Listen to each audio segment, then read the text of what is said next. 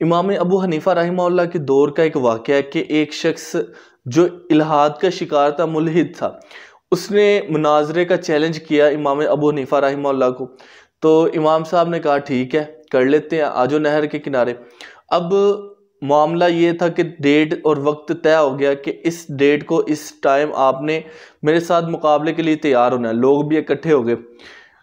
اب ٹائم سے 1 گھنٹہ لیٹ ہو گئے امام ابو حنیفہ رحمہ اللہ. اب اس شخص نے 1 گھنٹہ لیٹ آنے کی وجہ سے امام ابو حنیفہ رحمہ اللہ پر چڑھائی کرنے کی کوشش کی. اس نے کہا کہ کیسا آپ اسلام کرتے ہیں اور خود وقت کی پابندی نہیں کرتے.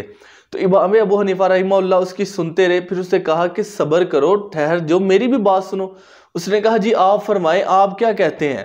اب امام ابو حنیفہ رحمہ اللہ نے اس کے جواب میں اسے کہا کہ میں 1 گھنٹہ لیٹ اس وجہ سے ہوا ہوں کیونکہ میں جب یہاں سے گھر سے نکلا ہوں تو میں وقت سے پہلے ہی نکلا ہوں، کیونکہ مجھے پتا تھا کہ میرا گھر دریا کے دوسری جانب ہے.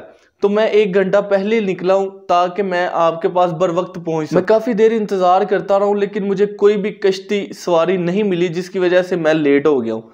میں کیا دیکھتا ہوں کہ اچانک درخت کا تنا گرا ہے، وہ خود بخود ایک آری چلی ہے. آری چلنے کے ساتھ ساتھ پھٹے خود بخود بننے شروع ہو گئے ہیں.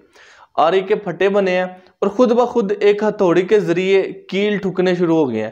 اور میرے دیکھتے دیکھتے ہی وہ ایک کشتی کی شکل اختیار کر گئی.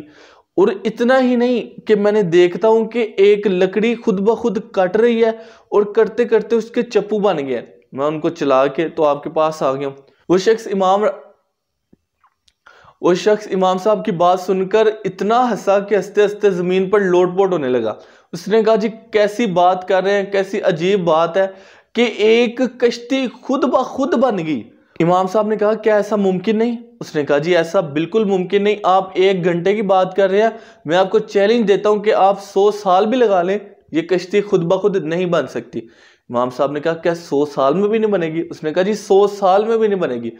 تو امام صاحب نے کہا کہ جب ایک چھوٹی سی کشتی 100 سال میں بھی نہیں بن سکتی تو تم کیسے کہہ سکتے ہو کہ پوری کائنات بغیر کسی تخلیق کرنے والے کے پیدا ہو گئی؟